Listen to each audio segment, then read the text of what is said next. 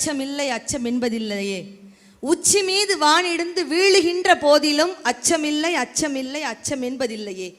இச்சகத்தில் எல்லோரும் எதிர்த்து நின்ற போதிலும் அச்சமில்லை அச்சமில்லை அச்சம் என்பதில்லையே. பிச்சை வாங்கி உண்ணும் வாழ்க்கை பெற்றுவிட்ட போதிலும் அச்சமில்லை அச்சமில்லை அச்சம் என்பதில்லையே. இச்சை கொண்ட பொருளெல்லாம் இழந்து விட்ட போதிலும் அச்சமில்லை அச்சமில்லை அச்சம் என்பதில்லையே. என்ன எட்டயபுரத்து கட்டுமிசை கவி முண்டாசு கவி பாரதியோட வீரம் நிறைந்த வைர வரிகளை தொட்டு வணங்குவது உங்கள் அன்னபாரதி. உலகெங்கும் இருக்கக்கூடிய ராஜ் தொலைக்காட்சி நேயர்களுக்கும் கண்ணியமிக்க நாகர்கோவில் ரசிக பெருமக்களுக்கும் இனிய சுதந்திர தின நல்வாழ்த்துக்களை தெரிவித்துக் கொள்வதில் மகிழ்ச்சி அடைகிறேன். நடுவர் அவர்களே, மனிதனுக்கு மகிழ்ச்சி தருவது கல்வியா செல்வமா வீரமா அப்படின்னு கேட்டிருக்கிறீங்க. வீரத்துக்கு எப்படி என்ன கரெக்டா செலக்ட் பண்ணாங்கன்னு எனக்கு தெரியல சார். சாதிக்காகவும் தீண்டாமைக்காகவும் எதிர்த்து நின்று அன்றைக்கே குரல் கொடுத்த வீர பெண்மணி நான் கோவில்பட்டி வீரலட்சுமி அப்படின்னு சொன்னா அந்த வீரலட்சுமி இன்னைக்கு அன்னபாரதி நான் கோவில்பட்டியிலிருந்து பேசுகிறதே ரொம்ப பெருமையாக இருக்கிறது. கல்வியா செல்வமா வீரமா இவ்வளவு நேரம் நான் உட்கார்ந்து என்ன எழுதிட்டு இருந்தேன் தெரியுமா சார்? என்ன எழுதிங்க? உங்களை வாழ்த்து ஒரு 2 வரி கவிதை. இது கொஞ்சம் சந்தேகமா தான் இருக்கு. ஏன் 2 வரி ஒரு 4-5 வரி சேர்த்து எழுதி இருக்கலாம்ல? 2 வரலாம் பாத்தீங்களா எவ்வளவு சொன்னாருன்னு? அதனால அவருக்கு 3ஆம் தேதி நிகழ்ச்சி கன்ஃபார்ம் ஆயிருக்கு. இப்போ இந்த 3ஆம் தேதி எப்படி நான் கேன்சல் பண்ணி விடுறேன் பாருங்க. மொத்தமா எனக்கும் கேன்சல் பண்ணி விட்டு போறாங்க. நடுவர் அவர்களே கொஞ்சம் நிமிர்ந்து உட்காருங்க சார். என்ன இது எக்ஸ்ரே எடுக்க போறீங்களா? எங்க வீரமா உங்களை நான் வாழ்த்த போறேன் சார். ஓ சரி சரி. நடுவர் அவர்களே, நீங்க என்ன சாதாரண நடுவரா? நகைச்சுவையின் அசூரன் நீங்கள். பயப்படாதீங்க. பட்டிமன்றத்தின் கொம்பன் நீங்கள். தீர்ப்பு சொல்றதுல வீரம் நிறைந்த மகேந்திர பாகுபலி எங்க நடுவர் அவர்களுக்கு ஒரு பெரிய பாராட்டுக்களை நம்ம சொல்லிக்கலாம். பாகுபலியா? அங்க கூட்டத்தில் ஒரு ஆள் பலின்னு போறாரு பாருங்க. வீரம்னா முதல்ல என்ன? வீரம்னா என்ன? கத்திய தூக்குறது மட்டும் வீரமா? கத்திய தூக்குறது மட்டும் இல்லங்க, தவறை தட்டி கேட்பதுதான் உண்மையான வீரம் அப்படின்ட்டு சொன்னா, உண்மையின் பக்கம் நிற்பதுதான் வீரம் என்று சொன்னா, சோதனைகள் வரும்பொழுது அதனை சாதனைகளாக மாற்றி காட்டுவதுதான் உண்மையான வீரம் என்று சொன்னா, இந்த கல்வி செல்வம் வீரம்னு தலைப்பை பிரிச்சு கொடுக்கும் பொழுது பேச்சாளர்களுக்குள்ள டிஸ்கஷன் நடக்குது. சார் நடுவர் அவர்கள் சொன்ன மாதிரி கல்விக்குன்னு பாயிண்ட் எடுக்கிற ஒரு கூட்டம், செல்வம்னு பேசுற ஒரு கூட்டம், வீரம் பக்கம் அனாதையா கிடக்கு சார். யாருமே வீரத்தை தேர்ந்தெடுக்கிறது இல்லை. ஆனாலும் நான் பேச வந்திருக்கேன். ஏன் தெரியுமா? ஜெயிக்கிற பக்கம் போய் நிக்கிறது வீரம் இல்ல, நாம நிக்கிற இடத்துல ஜெயிக்க வைக்கணும், அதுதான் உண்மையான வீரம். சார் எங்களுக்கு தெரிஞ்ச 3 எழுத்து ஒண்ணு இருக்கு, தெரியாத 3 எழுத்து ஒண்ணு இருக்கு. எங்களுக்கு தெரிஞ்ச 3 எழுத்து வீரம், எங்களுக்கு தெரியாத ஒரு 3 எழுத்து பயம் அப்படின்ட்டு சொன்னா எங்க அணியில பேசக்கூடிய அந்த பையனை பாருங்க சார். இந்த அரங்கத்தில் இருக்க ஒட்டுமொத்த பயத்தையும் ஒருத்தன் வாங்கி வச்சிருக்கான்னு அவன் தான் இன்னைக்கு முத பேச போறோம். அக்கா உனக்கு சப்போர்ட்டா இருக்கேன்டா, கவலைப்படாதடா. நீ சப்போர்ட்டாவா இருக்கியோ கொய்யாப்பழமா இருக்கியோ, முதல்ல அவனுக்கு சப்போர்ட்டு அவனே பட்ட சேர் ஆடுறது இங்க எனக்கு கேட்குது சார். கிட்டுக்கு கிட்டுக்கு கிட்டுக்குன்னு சார். நானும் எங்க அணியில இருக்கக்கூடிய மணிமாறன் தம்பியும் யாரு எங்க அணியில நாங்க யாரு? நாங்கெல்லாம் சீண்டுனா சிங்கம். நாங்கெல்லாம் கொஞ்சம் நிமிந்து உட்காருடா, உன்னை தான்டா பெருமையா சொல்றேன். அவ எப்படி இன்னும் கொஞ்ச நேரம் கழிச்சு என்ன ஆகுறான்னு தெரியல. நாங்கெல்லாம் சீண்டுனா சிங்கம், முட்டுனா காளை, எதிர்த்தா வராட்டி விட்டுருங்கம்மா, எதிர்த்தான்ட்டு 7 நிமிஷம் ஆச்சு. வீரம்னா அப்படி இருக்கணும் சார். இதற்கு முன்னாடி எங்க சசிகுமார் சார் வந்து கல்வியை வந்து அப்படி புழிஞ்சு விட்டு பேசினார். எங்க ஊர்லயும் ஒருத்தன் தினமும் சம்பளம் வாங்கிட்டு வரும்போதெல்லாம் அங்க ஒரு வழிப்பறி கொள்ளைங்க தினமும் அடிச்சு பிடிட்டு போயிடுறாங்க. மனைவிக்கு சங்கடம், இப்படி கடுமையாக உழைச்சிருவாய் அப்புறம் ஒருத்தன் அடிச்சுட்டு போறான்ட்டு இப்படி கோலம் மாதிரி வரீங்களே அப்படின்னு கராத்தையில் சேர்த்து விட்டு 3 மாதம் கோச்சிங் முடிச்சு கம்பீரமாயிட்டான். இப்போ எப்படி ரூபாய் பிடுங்குறாங்க, அதே போல் போயிட்டு வரேன் ரூபாய் பிடிங்கிட்டாங்க. ஏங்க இப்போ தான் உங்களுக்கு கராத்தை தெரியுமில்லங்க, அப்புறம் என்னங்க ரூபாய் இருடி அந்த கராத்தே ட்ரெஸ்ஸை போடவங்களும் எடுத்துட்டு போயிட்டாங்க. இந்த மாதிரி ஜோக்கெல்லாம் எங்க இருந்து சார் எடுக்கிறீங்க?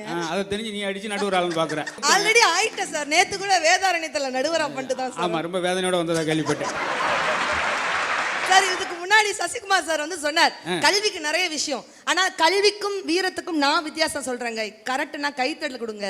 கல்வி மனிதனை உருவாக்கும், வீரம் தான் மனிதனை வரலாறாக்கும் அப்படின்ட்டு சொன்னா இல்லன்னு சொல்ல முடியுமா? கல்வி ஒரு மனுஷனுக்கு வேலை தரலாம், ஆனா வீரம் தாங்க ஒரு தலைமையை தர முடியும் அப்படின்ட்டு சொன்னா, கருணை இருந்தால் வள்ளலாகலாம், கடமை இருந்தால் வீரனாகலாம், பொறுமை இருந்தால் மனிதனாகலாம், இந்த மூன்றும் இருந்தால் தலைவனாகலாம். பெருந்தலைவர் காமராஜர் எடுத்துக்கோங்க. அவர் படிச்சிருந்தாளா? படிக்காத மேதை என்று சொன்னவர் தான் அப்பச்சி கிங் மேக்கர் கர்ம வீரர் காமராஜர் அப்படின்னு சொன்னா அவர் படிக்கலங்க. அவர்கிட்ட செல்வம் இருந்துச்சா? செல்வம் இருந்துச்சா? இல்லைங்க.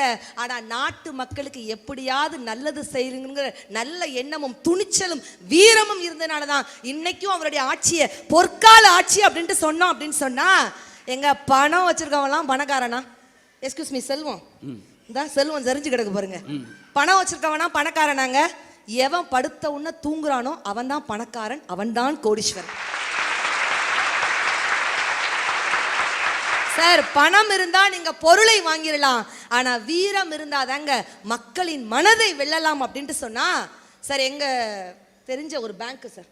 அதாவது வெள்ளைக்காட்டிலிருந்து சுதந்திரம் வாங்கிட்டோம். சரி, இங்க இருக்கிற நிறைய ஆண்கள் வீட்டுக்காரன் மட்டும் சுதந்திரம் வாங்க முடியல. கொஞ்சம் திருச்சி வரைக்கும் என்ன திருச்சி வரைக்கும் நீங்க இவ்வளவுக்குள்ளேயும் அபு சார் வீரம் எனக்கு ரொம்ப பிடிக்கும். ஆமா சார், அது சொல்லி ஆகணும் சார். ஒரு அதட்டு போட்டா போதும், அவங்க சம்சாரம் உடனே வாய் மூடிடுவாங்க. யார் வாய? இவர் வாயத்தான். இங்க என்ன பட்டிமன்றம் உட்காரு பேசாம அப்படி. கல்யாணத்துக்கு முன்னாடி அவருடைய வீரத்தை நான் சொல்றேன் சார். கல்யாணத்துக்கு முன்னாடி அபு சார் அவருடைய மனைவியை பார்த்து சொன்னார், பயப்படாதடி உன் புருஷன் நான் இருக்கேன்டினார். கல்யாணம் முடிஞ்சதுக்கு அப்புறம் அவர் சொன்ன டயலாக், அடிக்காதடி உன் புருஷன் பாவுண்டி அப்படின்னு மாறி இருக்கிறார்னா செல்வனுடைய நிலைமை எப்படி இருக்குன்னு கொஞ்சம் பார்த்துக்கோங்க சார். தேவையில்லாத நகைச்சுவை இது இடையில. கணவன் மனைவி விஷயங்கிறது ஒரு அம்மா பொண்ணா புருஷன்கிட்ட போய் கேக்குது, ஏங்க சிவன் பார்வதி உள்ள சாமி படத்துல சிவன் கையில திரிசூலம் இருக்குது, விஷ்ணு லக்ஷ்மி உள்ள சாமி படத்துல விஷ்ணு கையில சங்கு சக்கரம் இருக்குது, ராமர் சீதா உள்ள சாமி படத்துல ராமர் கையில வில்லு இருக்குது, ஆனா கிருஷ்ணர் ராதை உள்ள சாமி படத்துல மட்டும் கிருஷ்ணர் கையில புல்லாங்குழல் இருக்குது ஏன்னு கேட்டுச்சான். பதிலுக்கு அந்த மனுஷன் சொல்லியிருக்கிறாராம், அதெல்லாம் ஒன்றும் இல்லைம்மா, நீ சொன்ன 3 சாமியும் கட்டின மனைவியோடு இருந்தாங்க, கடைசியா நீ சொன்ன கிருஷ்ணர் மட்டும் தான் தன்னுடைய காதலியோடு இருந்தார், கடவுளே ஆனாலும் பொண்டாட்டி குட்ட கூட இருக்கும்போது கையில ஆயுதத்தோடு இருந்தாதான் அந்த கடவுளுக்கே பாதுகாப்புன்னு அந்த மனுஷன் சொன்னார் அப்படின்ட்டு சொன்னா சார், வீரம்ங்கிறது இன்னைக்கு கடவுளுக்கே தேவைப்படுதுங்க. அதெல்லாம் தாண்டி தமிழர்களுடைய மரபே வீரமும் காதலும் தான் அப்படின்ட்டு சொன்னா இருக்கிறதுலே கடினமான விளையாட்டு எது சார்? இருக்கிறதுலே கடினமான விளையாட்டு கபடி. அது கிடையாது. இருக்கிறதுலே கடினமான விளையாட்டு. நான் ஜல்லிக்கட்டுல முதல் பெண் வர்ணனையாளரா நான் பேசினதுல உண்மையில ரொம்ப பெருமைப்படுகிறேன். மாடு வருது பாரு துள்ளிக்கிட்டு, தமிழர்களுடைய தனி அடையாளமே ஜல்லிக்கட்டுன்னு சொல்லும் பொழுது அவ்வளோ கம்பீரமா இருந்துச்சு. இருக்கிறதுலே கடினமான விளையாட்டு நம்ம தமிழர்களுடைய ஜல்லிக்கட்டு தான் சார். எனக்கு தெரிஞ்சு நான் பக்கத்துல இருக்கேன் அலங்கானூர்கிட்ட, ரொம்ப வருஷமா பார்க்குறேன். ஜல்லிக்கட்டில் விட கொம்பு ஊற்றி குடல் கொப்போன்னு வெளியே தள்ளி அவனே கட்டப்பில் அள்ளி போட்டு ஓடிடுறேன் பெரிய ஆஸ்பத்திரி. பாருங்க சார், அங்கங்கே இருந்து இணைச்சி விடுங்க சார். ஜல்லிக்கட்டில் விட ஒரு ஆம்பளை பொழைச்சிடறான், ஆனால் தாலிக்கட்டில் ஒரு ஆம்பளையும் பொழைக்க முடியாது. இருக்கிறதுலே எனக்கு தெரிஞ்சு கடுமையான விளையாட்டு அது ஒன்னாத்தான் இருக்கும். ஒரு வார்த்தை ஆம்பளை ஃப்ரீயா பேச முடியுதா? இன்னைக்கு அந்த பேங்க் என்னத்தான் பேங்குக்கு அதோட லவ் பண்றப்ப அந்த பிள்ளை சொல்ற வாசத்தை நம்பி ஏமாந்துறானே, உங்களை பார்த்துக்கிட்டே இருக்கலாம் போல இருக்கு. கல்யாணம் ஆகி 13 மொகரை அங்கிட்டு கொண்டு போ, முன்னுக்கு வழங்காத. இங்க உள்ள திருமணமான ஆண்கள் மட்டும் கை தூக்குங்க சார். கல்யாணமான ஆண்கள் அவங்க எப்படி வீரமா இருக்க முடியும்? என்ன அவர்லாம் 2 கை இருக்கு கட்டிட்டு இருக்காரு. ஆமா சார், 3 முடிச்சு போட்டீங்கல்ல? 3 முடிச்சு போட்டனால தான் இப்படி முச்சந்தில வந்து உட்கார்ந்திருக்காரு. திருமணமான ஆண்கள் கிட்ட ஒரே ஒரு கேள்வி கேட்கிறேன், நெஞ்சில கை வச்சு மனசாட்சியோட சொல்லுங்க, என்னுடைய மனைவியின் சமையலை நான் பாராட்டுவேன் அப்படின்னு சொல்லக்கூடிய ஆண்கள் கை தூக்குங்க பார்க்கலாம். அதுக்கு முன்னாடி தான் அவருக்கு நுர தள்ளிடுமே. ஆனா பொழைக்க தெரிஞ்சவங்க நீங்க எல்லாரும் கேமரா பார்த்து பயந்து நாளைக்கு வீட்டுக்காரம்மா பாப்பாங்களே பயந்தே கையை தூக்கிட்டீங்க. நான் வந்து ரொம்ப நுட்பமா பார்ப்பேன். கை தூக்குனாங்களே வெளிய சந்தோஷமா தூக்கணும்ல, ஆனா தூக்குற கையை பார்க்க சமையல் அந்த காலத்தில் பட்னியில் சாத்தேன், நாங்கள் கிட்னியில் சார முடியாது, சட்னியில் சார முடியாதுன்னு சொல்லி டென்ஷனோட எல்லாத்தையும் கண்டுபிடிச்சிருவோம். மனைவியின் சமையலை பாராட்டாட்டை இந்த பட்டிமன்றம் முடிஞ்சு போன உடனே இன்னைக்கே போய் தயவு செய்து மனைவியின் சமையலை பாராட்டிருங்க. ஏன் தெரியுமா? போன வாரம் நியூஸ் நீங்க எத்தனை பேர் படிச்சீங்கன்னு தெரியல. உத்தரப்பிரதேசத்தில் நடந்த உண்மை சம்பவம். மனைவி வைத்த முட்டை குழம்பை பாராட்டாததால் கணவனின் நாக்கை கடித்து துப்பிய மனைவி. நாக்கின் சுவையை விட நகைச்சுவை ரொம்ப அதிகமா இருக்கு. Thank you so much sir. Payment கூட கொடுப்பாங்கல்ல? ஆமா, பார்த்தீங்களா? வீரம் இதாங்க வீரம். இல்லைங்க, 500 ரூபா கொஞ்சம் எக்ஸ்ட்ரா தரம்னா உடனே செல்வத்துக்கு பேசும். சார், இந்தியாவில் 65% ஆண்கள் பொண்டாட்டி பேச்சை தான் சார் கேட்குறாங்க. ஆச்சரியமா இருக்கு. ஆமா சார். மீதி 35% அவங்களுக்கு இன்னும் கல்யாணமே ஆகல சார். நீங்க சொன்ன மாதிரி நான் ஒரு இன்ஃபர்மேஷன் படிச்சேன். சொல்லுங்க சார். நம்ம ஊர்ல 90% பேர் இரவு முழுவதும் செல்போன் பேசுறாங்க. 90%? அப்ப மீதி 10% அப்புறம் சார்ஜ் போட்டுருக்காங்க. ஒரு பெரிய பேங்க் சார். நைட் 2 மணிக்கு 2 திருடங்க உள்ள புகுந்துட்டாங்க. ரைட், ரொம்ப சந்தோஷம். 2 திருடங்க சார். இந்த மூஞ்ச கொஞ்சம் க்ளோஸ் அப்ல வச்சு பாருங்க, இங்க மேடையில கூட ஏதாவது கூட இருக்கும். 2 திருடங்க நைட் 2 மணிக்கு உள்ள புகுந்துட்டாங்க. நீ என்ன சொன்னாலும் மணிமார் இங்கிட்டு கவனிக்கிறதுக்கு வேலையே அவராம் வீரமே வீரமே என்று சொன்னார் அந்த வேலை சார். அப்ப அவனா போவோம் தனியா, என்னடா தனியா ஒரு பேச்சு கேட்டுக்கணும், அவனா போவோம்.